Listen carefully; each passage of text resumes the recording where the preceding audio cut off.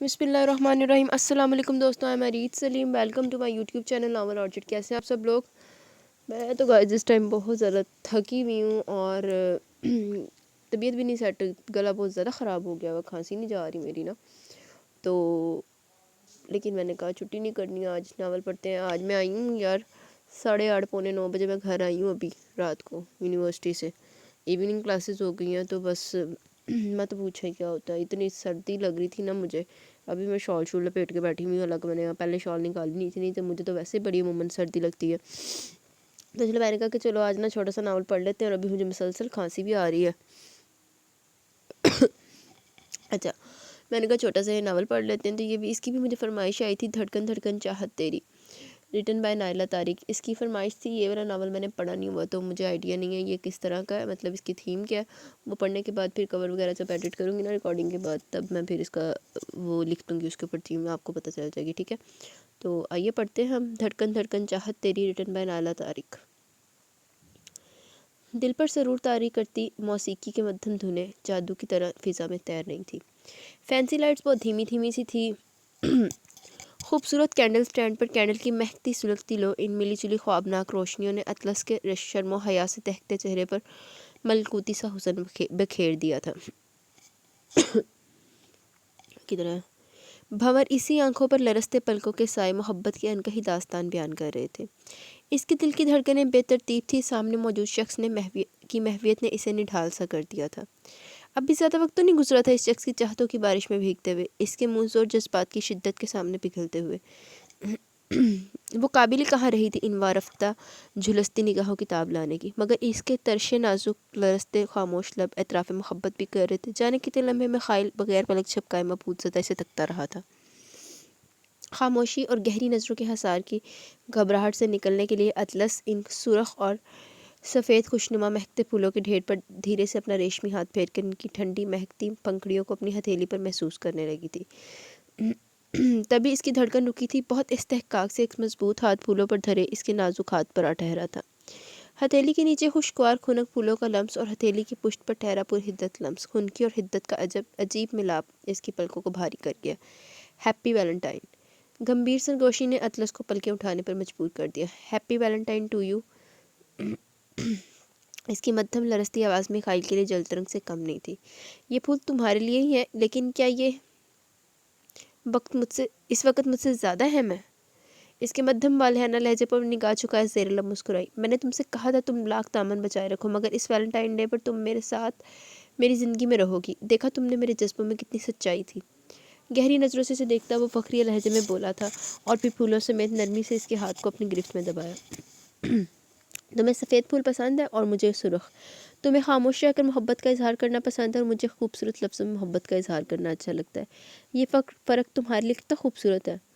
कोई फ़र्क नहीं है कहीं, ये तो बस मोहब्बत के मुख्तलिफ रंग है, वरना मोहब्बत का तो एक ही खूबसूरत रास्ता, और हम इस रास्ते पर साथ चल रहे हैं। इसके महजूब से लहजे पर वो सर शारों तक दिलकशी से मुस्कुराया था। मुझे यकीन है कि आने वाला हर दिन हम दोनों के लिए इस वैलेंटाइन से भी बढ़कर खूबसूरत होगा। हर दिन तुम मुझे पहले से ज़्यादा हसीन नजर आओगी और मैं इसी तरह पलके झपकाए बगैर तुम्हें देखूंगा।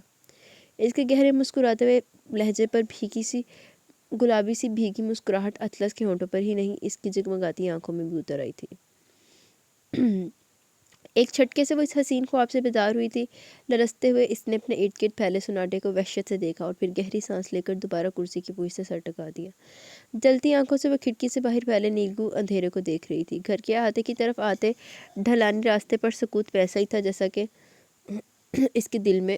वो ख्वाब तो नहीं, गए दिनों की अटल हकीकत थी, जो अब किसी ख्वाब की तरह इसकी आंखों में उतर कर दिल के ज़ख्म ताज़ा कर देती थी। शादी के दूसरे दिन वो वैलेंटाइन इसकी ज़िंदगी का सबसे पहला यादगार खूबसूरत दिन था। इस वैलेंटाइन के बाद अगले 4 साल तक आने वाले हर दिन ही इसके लिए कीमती था। दिल के कोने से उठती दर्द की लहर एक आंसू इसकी आंख से टपका गई थी। जाने कहाँ कोई कमी रह गई थी, ये सवाल इसको हम वक्त मुस्तरब रखता रहा था। 4 साल बाद वो अचानक कितनी बेकीमत और बेकदर हो चुकी थी। इन गुजरे 8 माह में बहुत कुछ नहीं, सभी कुछ तो बदल गया था, बस एक वही तो नहीं बदली थी। शादी का दिन। इन 8 माह के दरमियान में इसकी ज़िंदगी के 4 साल बहुत खूबसूरत थे। हर दिन रोशन, हर रात हसीन तर थी। बेशुमार लम्हे, बेशुमार बातें, सरगोशियाँ से सब याद था। इसे याद था میخائیل سے اپنی پہلی یاد تھی اسے میخائیل سے اپنی پہلی ملاقات۔ وہ ایک بہت چمکیلی اور خنک سی صبح تھی۔ بینک میں اس کی نئی جاب تھی۔ اس صبح وہ بھی بہت خوش تھی کیونکہ اس نے پہلے کسٹمر کو ہی اپنے بینک کی ایک نئی اسکیم میں شامل ہونے کے لیے کنونس کر لیا تھا۔ میخائیل اس کے سامنے براجمان ہونے والا دوسرا کسٹمر تھا۔ بینک کے مینیجر سے اس کے خاص تعلقات تھے، انہوں نے اسے خاص طور پر اطلس کی جانب بھیجا۔ وہ جس طرح آ کر بیٹھا تھا کم از کم اسکیم کے بارے میں جاننے کے لیے، تو اطلس کو کہیں سے سنجیدہ نظر نہیں آیا تھا۔ اس کی شوخ نظروں اور لبوں پر دبی مسکراہٹ نے اطلس کے اعتماد کو ایک پل کے لیے ڈگمگایا، مگر اسے اپنا کام تو کرنا ہی تھا۔ پورے 10 منٹ تک وہ اسے اسکیم کے بارے میں بتاتی رہی۔ اس دوران خاموشی سے تکتا میخائیل کتنی اچھی طرح کنوینس ہوا وہ اندازہ نہیں لگا سکی تھی، لیکن میخائیل اسے کنوینس کیے بغیر ہی اپنی زندگی میں کھینچ لایا، اور وہ سب بس ایک ماہ کے مختصر عرصے میں ہوا۔ میخائیل اس کی زندگی میں آنے والا پہلا اور آخری مرد تھا، لیکن اس کو میخائیل کے تمام افیئرز کی معلومات خود میخائیل نے ہی فراہم ہوئی تھی۔ اطلس کو کوئی حیرت نہیں تھی، مرد ایسے کام کرتے رہتے، جبکہ میخائیل سے اپنی پہلی ملاقات کو مد نظر رکھ کر اسے اندازہ ہو چکا تھا کہ وہ کچھ دل پھینک اور رنگین شخصیت کا حامل انسان تھا، مگر اطلس کو اس کی جانب سے کوئی خدشہ نہیں تھا۔ میخائیل کی محبت اور توجہ نے اسے بہت بااعتماد بنا دیا تھا۔ اسے میخائیل پر بھی پورا بھروسہ تھا کہ وہ اس کی جگہ کسی دوسری عورت کو نہیں دے سکتا۔ اس نے بہت عقل مندی کے ساتھ اپنی اور میخائیل کی معمولات زندگی کو ترتیب دیا۔ اس نے اپنے شوہر کو باندھنا نہیں تھا، مگر وہ اس سے اور اپنے گھر سے غافل بھی نہیں رہ سکتا تھا۔ وہ آفس میں ہو یا باہر کہیں، وہ ہمیشہ یاد رکھتا تھا کہ اس دنیا میں اس کا ایک گھر ہے، اس گھر میں ایک پیار کرنے والی بیوی ہے جس کے لیے وہ ساری دنیا سے زیادہ اہمیت رکھتا ہے۔ میخائیل بہت سوشل تھا، اس کا فرینڈ سرکل بہت وسیع تھا۔ اطلس نے غلطی سے بھی اسے اپنے فرینڈ سرکل سے دور کرنے کی کوشش نہیں کی۔ میخائیل کو پارٹیز اور دوستوں کے ساتھ گیٹ ٹوگیدر پسند تھا۔ سوشل کبھی نہ ہونے کے باوجود اطلس نے اس کی پسند کا احترام کیا۔ میخائیل جہاں جہاں اسے رکھنا پسند کرتا وہ اس کے ہم قدم رہتی۔ شادی کے بعد میخائیل کی وجہ سے اس کی سوشل لائف بہت اچھی ہو گئی تھی۔ ازدواجی زندگی میں بھی ان دونوں کے درمیان ذہنی ہمآہنگی تھی، اور اس میں زیادہ کوشش اطلس کی تھی۔ گھر ایک ایسی جگہ ہے جسے ایک مرد اپنے لیے جنت جیسا ہونے کے لیے خواہش رکھتا ہے۔ اطلس نے بغیر کہے اس کی خواہش کا خیر مقدم کیا تھا۔ یہ بات میخائیل بھی جانتا تھا کہ اپنی خوشگوار زندگی کے لیے ہی نہیں بلکہ روزمرہ کے معمولات میں بھی وہ اطلس کا محتاج تھا۔ وہ بہت لاپرواہ اور سست انسان بھی تھا۔ اس کے لباس سے لے کر جوتوں تک کا خیال اطلس ہی رکھتی تھی۔ بس اطلس نے بہت میں لگتا سیر تے چوکلانا تو انہوں پھر عزت پچنی نہیں میخائیل نو، جہاں تک مجھے لگ رہا ہے، باقی میں نے یہ ناول پڑھا نہیں ہوا۔ اچھا کھانا اور جم کر کھانا میخائیل کا شوق تھا۔ دوسروں کے ساتھ ہوٹلنگ کرنا، فاسٹ فوڈ، سی فوڈ، وہ سب پر فدا رہتا تھا، مگر شادی کے بعد ہر طرح کا اطمینان، نئی زندگی کی خوشی، کھانے پینے کے ڈسٹرب اوقات اور تلے بھنے چکنائی سے بھرپور کھانوں نے مل کر میخائیل کی صحت پر اپنے اثرات کچھ اس طرح چھوڑنے شروع کر دیے کہ اس کی سمارٹنس خطروں کی زد میں آنے لگی۔ دوست احباب اسے دیکھ کر چونکنے لگے۔ ان کے ریمارکس کے مطابق میخائیل اپنی اسوادی زندگی میں بہت خوش ہے۔ ہاں یہ سچ تھا، لیکن میخائیل کی پریشانی اپنی صحت کو دیکھ کر بڑھتی جا رہی تھی۔ نہ تو وہ اپنے کھانے پینے کے شوق کو مار سکتا تھا اور نہ ہی اپنے کسے ہوئے کسرتی جسم کو بے ڈھب ہوتے دیکھ سکتا تھا۔ وہ کسی قیمت پر خود کو گوشت کا پہاڑ بنتے نہیں دیکھ سکتا تھا۔ اطلس اور اس کی جوڑی کو سب رشک سے دیکھتے تھے۔ وہ جب اطلس کے نرم و نازک سراپے کو غور سے دیکھتا، اس کا ڈپریشن اور بڑھ جاتا۔ اسے یقین تھا کہ جتنی تیزی سے اس کے جسم پر غیر ضروری گوشت چڑھ رہا ہے، ایک دن بس یہ ہوگا کہ اطلس اس کے ساتھ شرمندگی کی وجہ سے گھر سے باہر نکلنا بھی پسند نہیں کرے گی۔ بلاخر اس نے ایک دن کھل کر اپنی پریشانی اور خدشہ اطلس کے سامنے بیان کر دیا۔ پہلے تو وہ بہت ہنسی، مگر پھر میخائیل کی دل آزاری کے ڈر سے فوراً ہی سنجیدہ بھی ہوگی۔ آخر وہ کیسے اپنے چلبلے زندہ دل و محبوب شوہر کو پریشان اور اداس دیکھ سکتی تھی؟ سب سے پہلے اس نے میخائیل کو اعتماد میں لے کر اس معاہدے پر راضی کیا کہ کچھ عرصے تک وہ گھر سے باہر بھی ایسی کوئی چیز نہیں کھائے گا جس کے لیے وہ اسے روکے گی۔ میخائیل کو یہ معاملہ اطلس کے حوالے کرنا ہی تھا۔ جانتا تھا وہ خود کو احتیاط پابندی سے نہیں کر سکے گا۔ بہت محنت سے کتابیں چھان کر اطلس نے غذائیت سے بھرپور مگر سادہ کھانوں کا ایک چارٹ تیار کر لیا تھا، اور پھر بہت سختی سے اس پر عمل بھی کرنا شروع کر دیا تھا۔ حالانکہ ان تمام کھانوں کا میخائیل کے حلق سے اترنا بھی ناممکن تھا، مگر اپنے متوقع موٹاپے کے خوف کے پیش نظر اسے جبر تو کرنا ہی تھا۔ صبر کے ساتھ آفس میں لنچ پہ اسے وہی کھانا کھانا پڑتا جو اطلس اس کے لیے بناتی۔ کبھی کبھی وہ بگڑ کر اطلس سے ہی الجھ پڑتا۔ اس کے لیے مشکل تھا اپنے من پسند کھانوں سے دور رہنا۔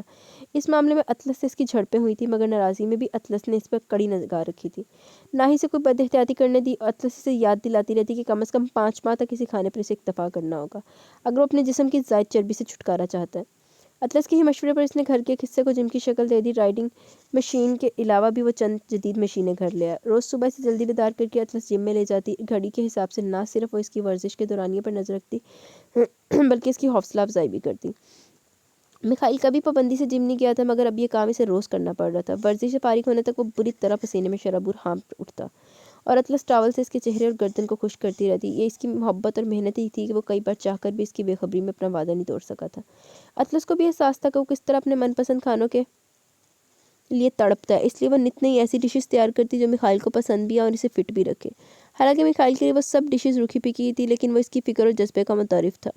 صرف کھانے ہی نہیں، اطلس اس کے لیے نت نئے جوس اور جڑی بوٹیوں کے قہوے بھی دریافت کر چکی تھی، مگر سب سے زیادہ میخائل کو کریلے کے جوس سے نفرت تھی۔ باقی چیزیں تو وہ اطلس کے اصرار اور ڈانٹ پر حلق سے اتار لیتا، مگر کریلے کا جوس دیکھ کر اسے ابکائیاں شروع ہو جاتی تھی۔ یہ کڑوا جوس اسے پینے پر راضی کرنے کے لیے اطلس کو درجنوں بار اس کے ہاتھ چوم چوم کر التجائیں کرنی پڑتی تھی۔ وہ روز انکار کرتا، مگر روز اس کے سامنے ہار جاتا۔ صبح کا آغاز ٹھیک ٹھاک ورزش سے ہوتا تو اس کے بعد شام تک وہ اپنی فرم میں انتھک کام کرتا۔ یہ چیز بھی اس کے وزن کو کم کرنے میں معاون ثابت ہو رہی تھی۔ کام کے بعد اسے اطلس کے ساتھ کہیں باہر جانا ہوتا تھا، پھر دوستوں کے ساتھ رات میں وہ اپنے گھر کے احاطے میں اطلس کے ساتھ واک کرتے ہوئے گزرے دن اور آنے والے دن کے معاملات پر بات کرتا۔ اس روٹین کو اب دونوں کو عادت ہونے لگی۔ روز اطلس کا ویٹ چیک کر کے اس کا حوصلہ بڑھاتی۔ 5 ماہ ختم ہونے سے پہلے ہی فرق مکمل طور پر واضح ہو گیا تھا۔ میخائل کا ویٹ پہلے جیسا ہی نارمل ہو گیا تھا۔ جو لباس سے بہت زیادہ تنگ ہو گئے تھے وہ دوبارہ سے اس کے جسم پر فٹ ہو گئے۔ میخائل کی تو خوشی قابل دید تھی، وہ پہلے سے زیادہ سمارٹ اور مضبوط جسم کا مالک ہو چکا تھا۔ دوست احباب اس فٹنس کا راز پوچھتے تو وہ اطلس کے ہی گن گاتا۔ وہی تو تھی اس کی ٹرینر۔ جب وہ آئینے میں خود کو دیکھتا، اطلس کا شکریہ ادا کرنا نہ بھولتا۔ بڑے خود پسند انسان ہے بھائی، یہ سب تمہاری محنت سے ہوا، ورنہ میری کوشش بیکار تھی۔ وہ ہر بار یہی کہتا۔ شکر ہے بیوی دی منی تے صحیح۔ پتہ ہے مجھے زیادہ فکر یہ تھی کہ میں اپنے پھولے وجود کے ساتھ تمہارے برابر چلتا کیسا لگتا، مگر مجھے تم تب بھی اتنے ہی سمارٹ اور اچھے لگتے جیسے اب لگتے ہو۔ اس کی گردن میں باہیں ڈالتی وہ سنجیدگی سے بولتی، جبکہ میخائل حیرت سے اس کی آنکھوں سے چھلکتی سچائی کو دیکھتا رہ جاتا۔ اطلس کی وارننگ کی وجہ سے نہیں، بلکہ اس کے جس کڑے وقت سے وہ گزرا تھا، اس کے بعد وہ خود بھی کھانے پینے میں بہت احتیاط رکھنے لگا تھا۔ کبھی کبھی تھوڑی بہت احتیاطی کی اجازت تو اطلس نے بھی دے دی تھی، مگر ورزش، واک اور ڈائٹ کھانا اب معمول کی زندگی کا حصہ تھے۔ ایک دوسرے کی سنگت میں محبت اور خوشیوں کا سفر طے کرتے 4 سال گزر گئے۔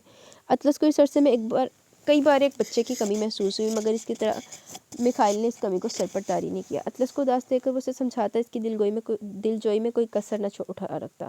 ان دونوں کی میڈیکل رپورٹس بھی بالکل ٹھیک تھیں۔ وہ یہ سوچ کر بھی خود کو مطمئن کر لیتی کہ فی الحال میخائل کی صورت میں ایک بچہ اس کے گھر میں موجود ہے، جو بہت توجہ مانگتا ہے، ایک ایک ضرورت کے لیے اس کی طرف دیکھتا ہے۔ اس کی ذات میں اطلس نے خود کو اس حد تک گم کر دیا کہ تبدیلی کس وقت زندگی میں ہونی شروع ہوئی اسے اندازہ نہیں ہوا، مگر میخائل کے بدلتے رویے نے اسے چونکا دیا تھا۔ گھر سے اطلس پر سے اس کی توجہ بہت تیزی سے ہٹتی چلی گئی۔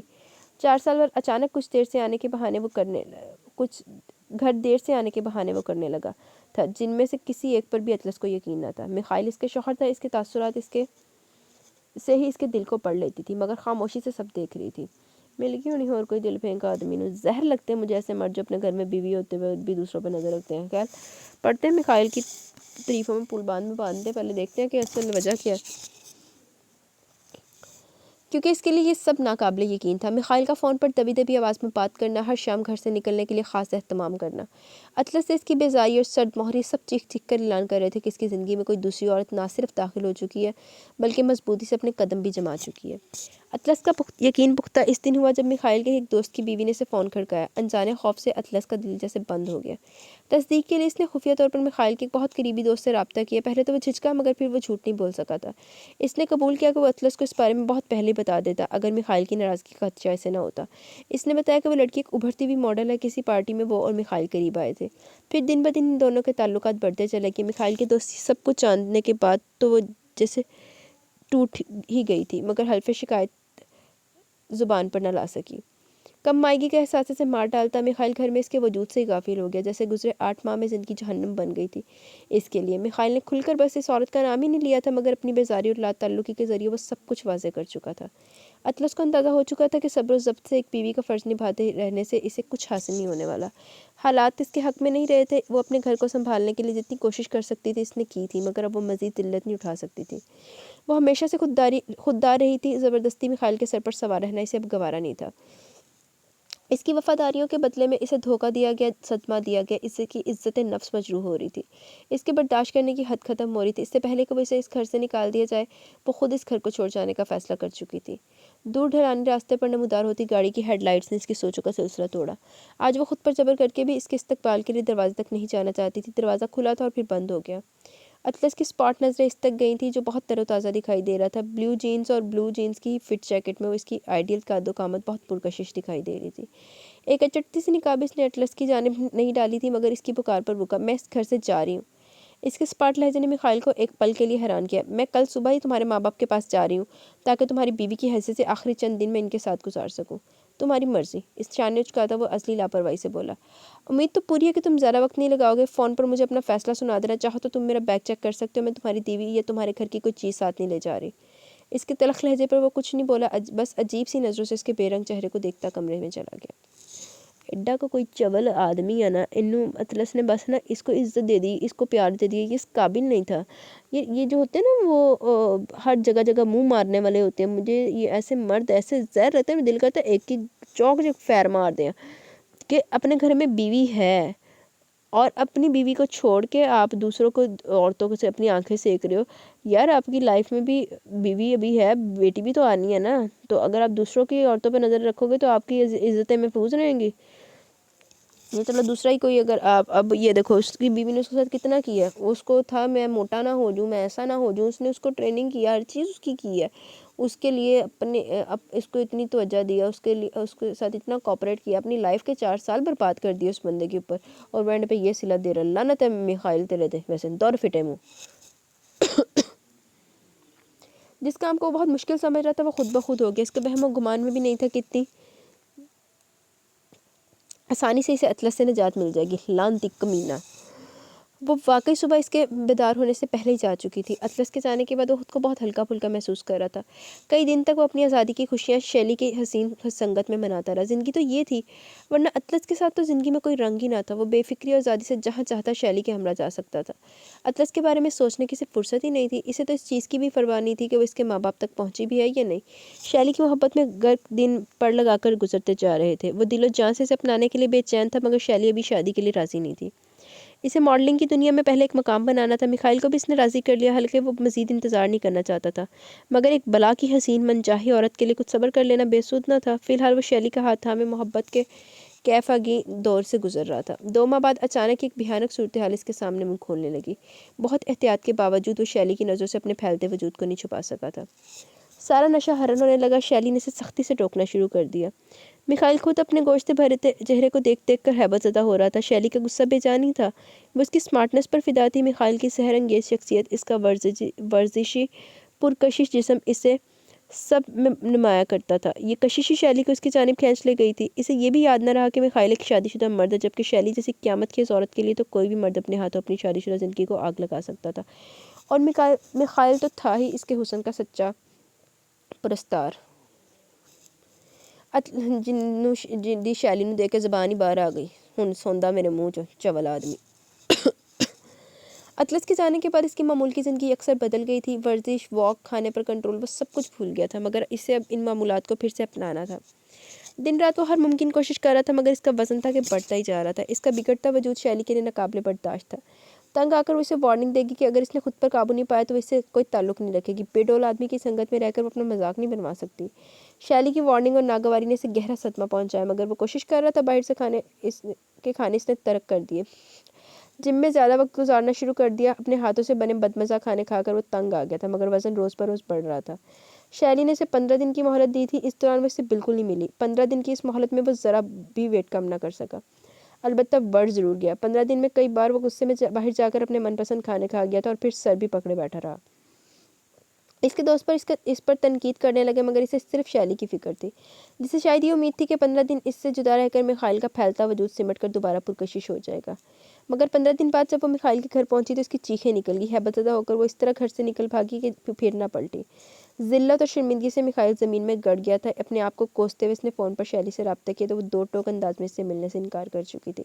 اس نے صاف کہہ دیا کہ اسے موٹے آدمیوں سے بیر ہے، اور میخائل اب اس قدر بے ڈھب اور بھدا ہو چکا تھا کہ وہ اسے اپنے قریبی برداشت نہیں کر سکتی، لہٰذا وہ اس سے کوئی تعلق نہیں رکھنا چاہتی۔ شیلی کی اس بے اعتنائی اور سنگ دلی نے اسے بالکل توڑ کے رکھ دیا۔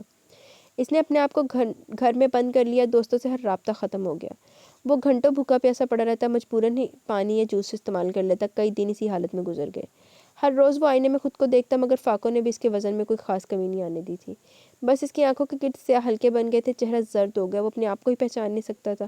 وہ حسرت سے اپنے ان ملبوسات کو دیکھتا جن کو وہ پہن بھی نہیں سکتا تھا، نہ ہی خوش لباس ہونے کا اعزاز دوبارہ حاصل کر سکتا تھا۔ چہرے پر اضافی گوشت کی زیادتی سے اس کی تمام وجاہت چھپ گئی تھی۔ اسے پر مایوسی کے شدید دورے پڑنے لگے تھے۔ وہ خودکشی کے بارے میں سوچنے لگا۔ اس نے اپنے آپ کو گم کر دیا اور پھر ایک دن وہ اطلس کو یاد کر کے بچوں کی طرح پھوٹ پھوٹ کر بہت رویا۔ لعنتی آدمی، سیلفش کمینہ آدمی، جدو پڑھے تھے پئی تھے وہ یاد آ گئی۔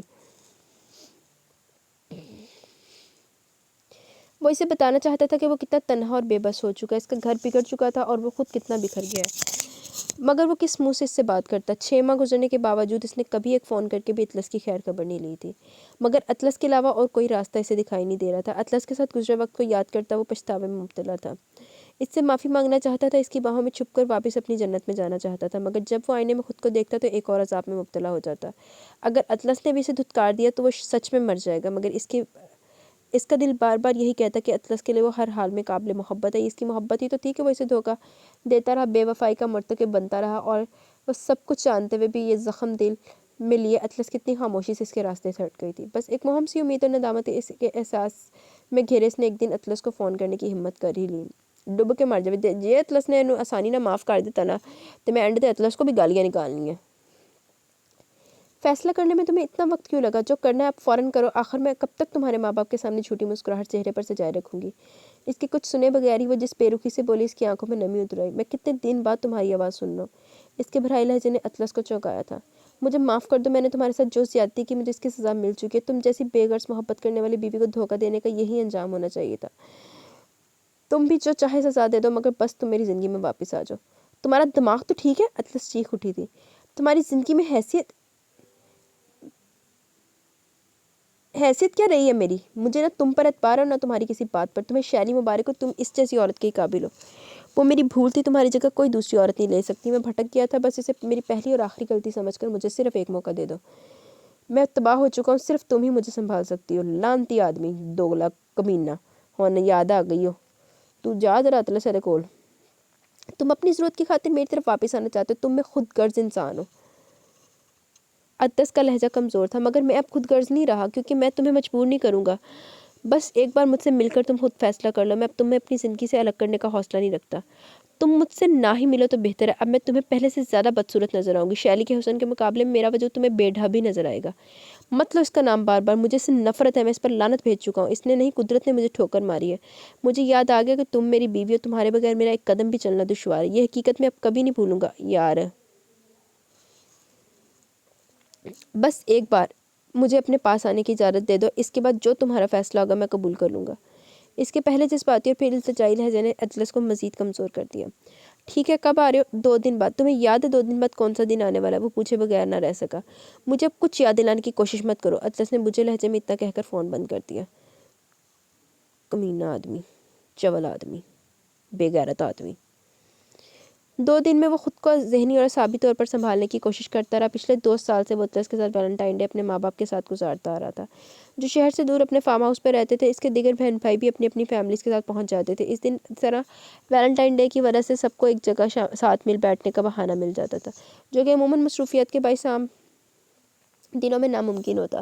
تیسرے دن فارم ہاؤس کے لیے نکلتے ہوئے بہت کنفیوز اور سہما وسا تھا، مگر اپنی ڈوبتی ناؤ بچانے کے لیے اسے سب کے سامنے ساتھ اطلس کا سامنا بھی کرنا ہی تھا۔ سب کے لیے پھول اور تحائف لے کر جس وقت وہ فارم ہاؤس میں پہنچا شام ہو چکی تھی۔ سب باہری کرسیوں پر جمع اس کا انتظار کر رہے تھے۔ اس کے ماں باپ اور باقی سب اس کی صحت دیکھ کر پہلے تو دنگ مگر پھر بہت خوش ہوئے۔ میخائیل اندر ہی اندر بہت شرمندگی محسوس کر رہا تھا، اپنے بگڑے وجود کے ساتھ ان سب کا سامنا کرنے سے بہت کٹھن محسوس ہو رہا تھا۔ اطلس اس سب کے درمیان اسے دکھائی نہیں دی۔ کسی استفسار سے پہلے اسے اطلس کی طبیعت کی ناسازی کی اطلاع مل گئی تھی۔ اس کے بعد تو وہ رک نہیں سکا۔ وہ اتنا وقت گزر جانے کے بعد آج اسے دیکھے گا، بے تابی سے وہ گھر کے اندر چلا آیا تھا۔ دھڑکتے دل اور ٹھکرائے جانے کے لیے خود کو تیار کرتا وہ کمرے میں داخل ہوا۔ سامنے کھڑکی کے قریب کھڑی اطلس کو دیکھتے ہوئے اس کے قدم زمین میں جکڑ گئے تھے۔ آنکھیں حیرت اور بے یقینی سے جیسے پھٹ گئی تھی۔ دوسری جانب دنگ نظروں سے اطلس اسی کو دیکھ رہی تھی۔ اطلس تم؟ سر سے پیر تک اسے دیکھتا وہ گنگ ہوا۔ ایک خوشکن تبدیلی، نمایاں تبدیلی میخائیل کو اس کے سراپے میں دور سے محسوس ہو گئی تھی۔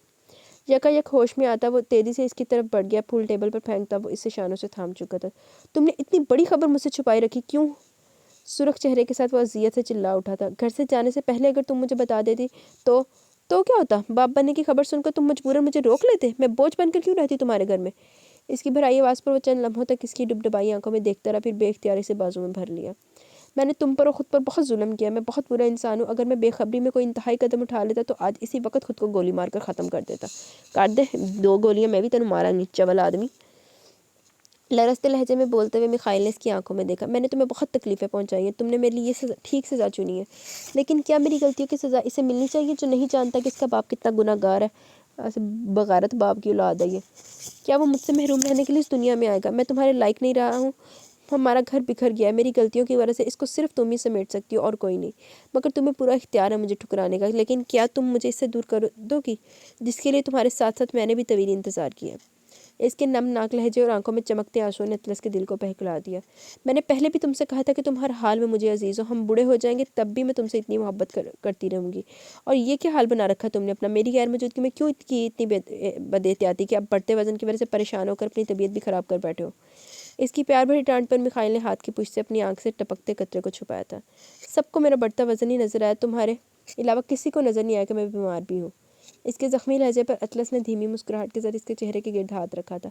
جب میں ہوں تمہارے اندر جھانکنے کے لیے تو پھر یہ بچوں جیسی شکایت کیسی؟ مجھے سمجھ نہیں آتا کہ اگر تم اور تمہاری اولاد دونوں مل کر جانے میرا کیا حشر کرو گے؟ مجھے تو ہول اٹھ رہے ہیں کہ تم نے گھر بھی پلٹ کر رکھ دیا ہوگا۔ اب میں خود کو سنبھالوں گی یا تمہیں ٹریک پر لاؤں گی یا خود کو سدھاروں گی؟ وہ پریشان ہو اٹھی تھی۔ ویسے اطلس دور فٹے منہ تیرے تے بھی ایڈا کچھ انہیں تیرے نہ کر بھی لیا تے تو پھر ہوندی نا وہ موٹاپا دے کے انہیں معاف کر دیتا، دور لعنت ہے ویسے تیرے وگی بندی نے چنگا ہویا پھر۔ تم کچھ مت کرو، بس مجھے معاف کر دو۔ اس کے ہاتھ تھامتا وہ مدھم لہجے میں التجا کر رہا تھا۔ تمہیں اپنی غلطی کا احساس ہو گیا، میرے لیے یہی کافی ہے۔ میں تم سے لڑائی جھگڑے کر کے خود سے تمہیں متنفر نہیں کرنا چاہتی تھی، تمہیں خود اس چیز کا احساس ہو تو کہ تم کیا کر رہے ہو۔ میں بس یہ چاہتی تھی، شیلی جیسی عورتوں کو صرف ظاہری چمک دمک ہی متاثر کر سکتی ہے، وہ تمہارے قابل نہیں ہو سکتی تھی۔ مجھے پتا تھا تم واپس آؤ گی، یہاں سب یہی جانتے ہیں کہ تازہ ماحول اور اچھی آب و ہوا کے لیے تم نے مجھے یہاں بھیجا، لہٰذا آپ خوش نظر آؤ اس سے پہلے کہ کسی کو شک ہو۔ وہ نرمی سے بولی۔ جو اتنی اچھی لڑکیاں ہوتی ہیں نا وہ مجھے شدید قسم کی زہر لگتی ہیں۔ کیا تمہیں واقعی میں میری اس بگڑی حالت میں قبول ہوں؟ وہ جانے کے بے یقین تھا۔ پہلے تم بتاؤ کیا میں تمہیں اس بے ڈھب بگڑے سراپے کے ساتھ قبول ہوں؟ زیر لب مسکراتی وہ اتنی حسین لگ رہی تھی کہ بے اختیار میخائیل نے اس کے خوشنما سر کو چوم لیا۔ میری نسل تم سے بڑھ رہی ہے تو میرے لیے تم سے بڑھ کر خوبصورت اور اہم کوئی دوسرا نہیں ہو سکتا۔ اس کی وارفتہ نگاہوں نے اطلس کو شرم سے سرخ کر دیا۔ میں بھی بس تمہاری نظروں میں اچھا لگوں، میرے لیے یہی کافی ہے، مجھے اب صرف تمہاری پرواہ ہے۔ لیکن میں چاہتی ہوں کہ جب تم اپنے بچے کے ساتھ باہر جاؤ تو سب تم دونوں کو بس دیکھتے رہ جائیں، ہم دوبارہ محنت کریں گے، بالکل فکر مت کرو، تمہیں واپس وزن گھٹا کر سمارٹ کرنے کی ذمہ داری میری ہے، بس تم خوش نظر آؤ، تم جس سانچے میں چاہو مجھے ڈھال دو۔ اس کے مسکراتے لبوں کو چھو کر وہ بولا تھا۔ اس ویلنٹائن پر میرے اور اپنے آنسوؤں کا جو تحفہ تم لائے ہو، اگلے ویلنٹائن پر میں ایسا تحفہ قبول نہیں کروں گی۔ اس کی خفت زدہ نظروں پہ وہ نادم تھا۔ ویلنٹائن کا تحفہ ہر بار میں تمہاری پسند سے تمہارے لیے لیتا ہوں، اس بار تنہا یہ کام کرنے کی ہمت نہیں تھی، مگر میں تمہارے لیے پھول کیسے نہ لاتا؟ مہکتے پھولوں کا ڈھیر اس کے حوالے کرتا وہ بولا تھا۔ تم جانتے بھی ہو ان پھولوں سے بڑھ کر خوبصورت تحفہ میرے لیے آج کے دن کوئی دوسرا نہیں ہو سکتا۔ پھول اپنے چہرے سے لگائے وہ خوشی سے کھل اٹھی تھی۔ Happy Valentine. اس کے گل رنگ چہرے پر وہ نگاہ نہیں ہٹا سکا۔ Happy Valentine to you. اس کی جگمگاتی آنکھوں میں دیکھتی وہ مسکرائی مگر پھر چونکی۔ باہر سب تمہارا انتظار کر رہے ہوں گے، ویلنٹائن کی یہ پوری شام کیا یہی تم تمام کر دو گے؟ فوراً باہر جاؤ۔ اس کا رخ دروازے کی طرف کرتی ہوئی یہ عجلت میں بولی۔ مگر میں باہر سب کے ساتھ اور تم یہاں؟ وہ متذبذب تھا۔ کوئی بات نہیں، رات کے کھانے پر ہم سب ساتھ ہوں گے، ابھی تم سب کے پاس جاؤ۔ ٹھیک ہے پھر تم تب تک آرام کرو۔ اس کے بالوں کو سہلا کر تاکید کرتا وہ باہر گیا تھا۔ خوش رنگ پھولوں کا ڈھیر باہوں میں قید کیے وہ کھڑکی کے قریب آ گئی۔ باہر شام بہت نکھری ہوئی تھی، سبزے پر بھاگتے بچوں کی چہکارے اور بڑوں کی مسکراتی آوازیں کانوں کو بہت بھلی لگ رہی تھی۔ میخائیل اپنی ماں کے قریب موجود چپکے چپکے ان سے کوئی بات کر رہا تھا۔ اس جانب سے نظر ہٹا کر اطلس نے کھلے نیلے آسمان کو دیکھا۔ محبت کا پرندہ آزادی سے آسمان کی وسعتیں چھاننے کے بعد تھک ہار کر واپس اپنے اصل ٹھکانے پر آ جائے تو اور زیادہ عزیز ہو جاتا، وہ یہ سوچ کر خوش تھی۔ جی تو گائز یہاں پہ یہ چھوٹا سا ناول اپنے اختتام کو پہنچا۔ کیسا لگا آپ کو یہ ناول؟ اپنی رائے کا ضرور اظہار کیجیے گا۔ ان مائی اوپینین بس ٹھیک تھا۔ ٹھیک ہے یار، ایک تو یہ ان نے اتنی کمینگی کی ہے کہ وہ اطلس نے اس کے لیے اتنا کچھ کیا اور پھر وہ ایٹ دی اینڈ وہ اس کو چھوڑ کے پھر دوسرے پہ چلا گیا، بس وہ اپنی آوارگی نہیں چھوڑی اس نے۔ اور پھر اس کے بعد یار ٹھیک ہے فیمیل کو کمپرومائزز کرنے پڑتے ہیں اور ریالٹی میں کرتی بھی ہیں، لیکن یار ایٹ لیسٹ اس کو کچھ احساس تو دلاؤ نا۔ یہ کیا ریئلائزیشن ہوئی کہ وہ خود موٹا ہو گیا جی، اس کو ہر کسی نے دھتکار دیا تو اب وہ دوبارہ بیوی اس کو بغیر اف کیے اس کو ایکسیپٹ کر رہی ہے؟ یہ چیز تو غلط ہے نا۔ بیوی بھی ایک انسان ہے، ایک بندہ آپ کے ساتھ غلط کر رہا ہے، آپ کو دھوکہ دے رہا ہے، تو آپ کو دھوکہ دے رہا ہے تو آپ کا بھی تو بنتا ہے نا اس کو ایٹ لیسٹ کچھ پنش کرو، اس کو کچھ سزا دو، کوئی تھوڑا ٹائم سے دور تو رہ لو چلو، لیکن نہ جی اوتھے انہیں ایک دفعہ معافی منگی نہیں، تو اوتھے ہیروئن پگھل کے اندر قدماں دی دور بنی نہیں۔ خیر کیا کر سکتے ہیں، مرضی ان کی، اطلس دی تے دی میخائل دی۔ تو یہ ناول یہاں پہ اپنے اختتام کو پہنچا۔ آپ کو کیسا لگا؟ آپ لوگ اپنی رائے کا ضرور اظہار کیجیے گا، میں نے تو کھل کے کر دیا، آپ لوگ بھی کھل کے کر سکتے ہیں۔ باقی انشاءاللہ کل ملتے ہیں نیو ناول کے ساتھ۔ ابھی مجھے نا اس ویک یونیورسٹی سٹارٹ ہوئی، تو یہ روٹین کی ابھی کچھ سمجھ نہیں آ رہی، تو اسی لیے ابھی میں اپنی بھی کوئی روٹین نہیں سیٹ کر پا رہی ناولس کی نا۔ حالانکہ آج میں نے کچھ اور پڑھنا تھا، کچھ اور ریڈ کرنا تھا، لیکن میں نے کہا چلو سب سے چھوٹا کر لیتی ہوں، اوپر سے مجھے جب سے میں آئی ہوں ٹھنڈ لگی جا رہی ہے، کھانسی شروع ہوئی ہے، تو بس پھر میں نے کہا کوئی چھوٹا سا پڑھ لیتی ہوں، کیونکہ نہ ہونے سے کچھ ہونا بیٹر ہے، اس لیے میں نے یہ چھوٹا سا ناول پڑھ لیا ہے۔ تو باقی اتنا مڑا بھی نہیں سی، تو آپ لوگ اس کو سنیے گا، مجھے اس کے بارے میں ریویوز دیجیے گا۔